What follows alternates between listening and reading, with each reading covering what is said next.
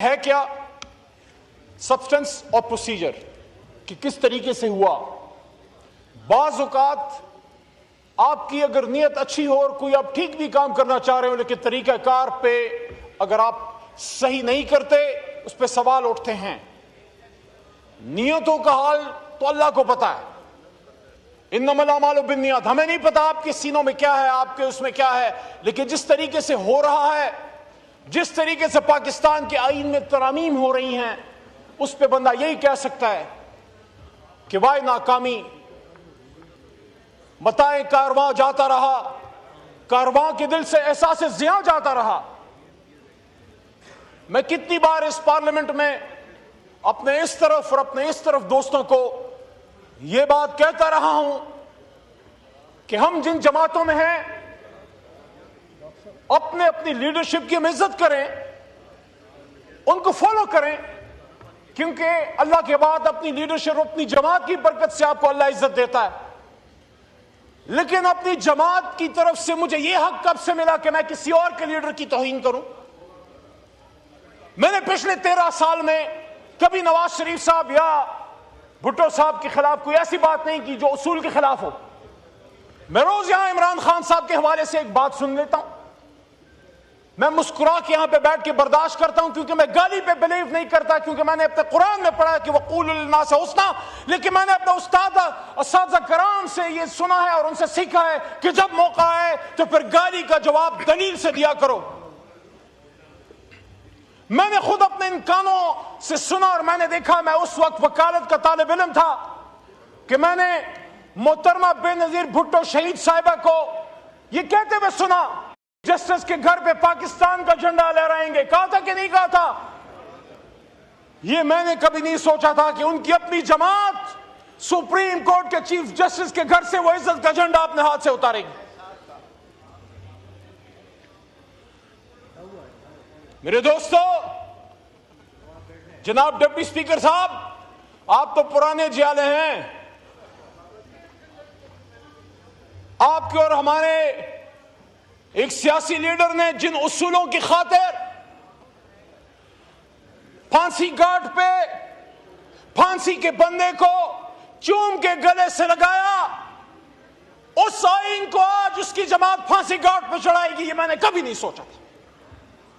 تو ادھر ادھر کی نہ بات کر, یہ بتا قافلہ کیوں لٹا. مجھے رہزنوں سے گلا نہیں, تیری رہبری کا سوال ہے.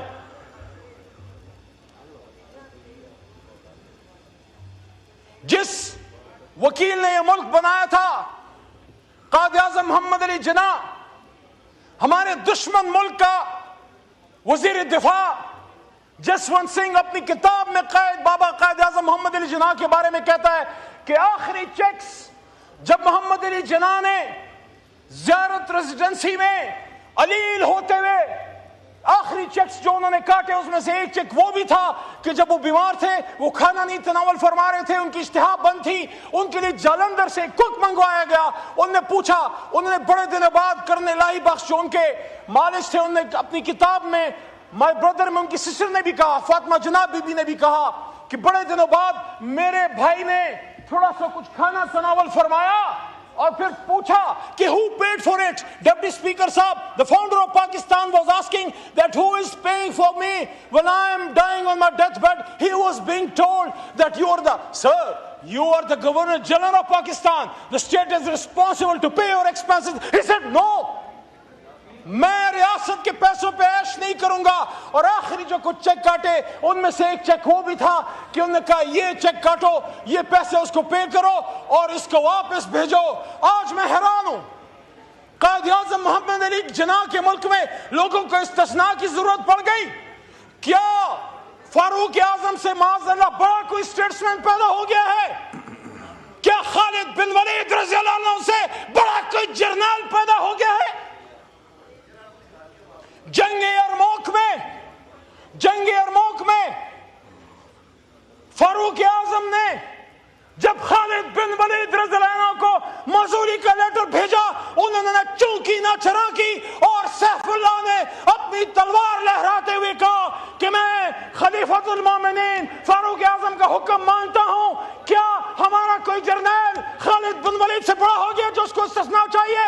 استثناء کسی بھی صورت میں کسی مسلمان کے لیے لینا is an Islamic, and according to the preamble of Pakistan, the constitution of Pakistan, the people of Pakistan, when they put their sacred trust in us as a parliamentarian, we are bound by the principles of Islam.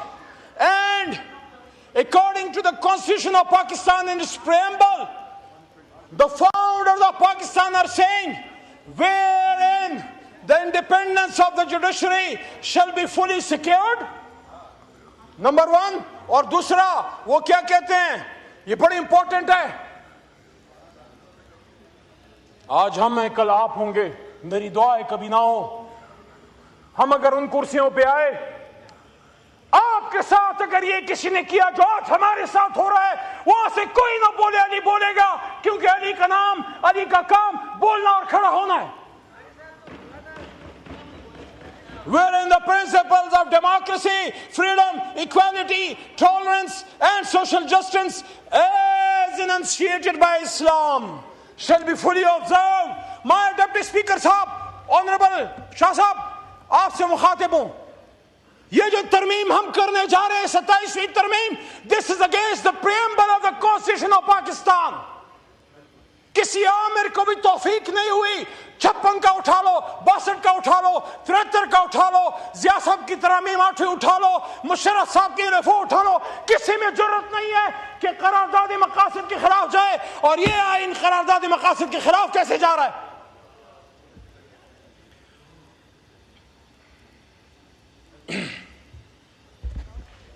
عمر فاروق رضی اللہ عنہ, بس 2 minute دیں, ایک جلسے میں کھڑے ہیں, ایک مجمع میں کھڑے ہیں اور فرماتے ہیں, سر فرماتے ہیں, اے لوگوں میری بات سنو.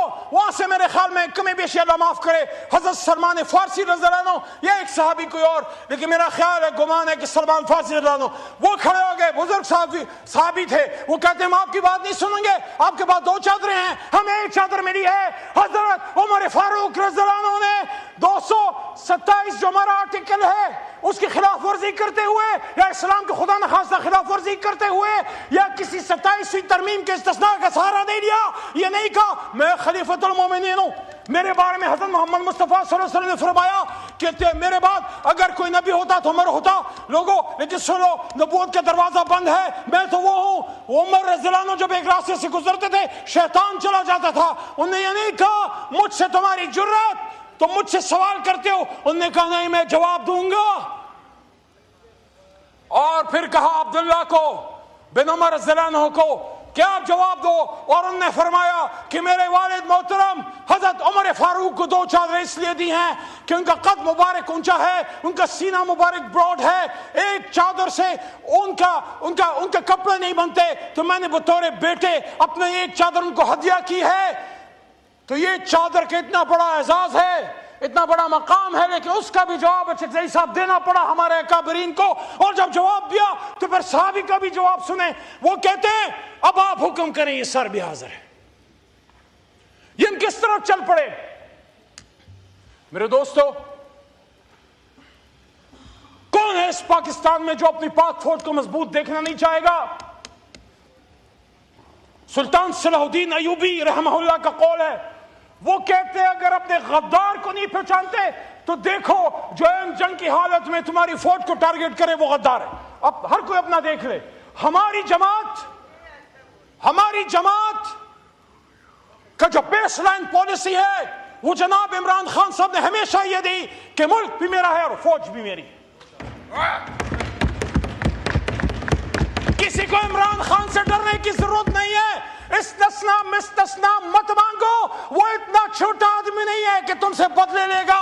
وہ بدلہ لینے نہیں, ریاست کو چلانے آئے گا انشاءاللہ. میرے دوستو, کہوں گا میں شعر پہ صرف اتنا ہی کہوں گا, کیا تجھ کو سکھاؤں میں تقدیر امم کیا ہے, تجھ کو سکھاؤں میں تقدیر امم کیا ہے. شمشیر و ثنا اول طاؤس رباب آخر. بدقسمتی سے یہاں صرف طاؤس رباب چل رہا ہے, نہ شمشیر ہے اور نہ ثنا ہے اور نہ قلم کی حرمت ہے.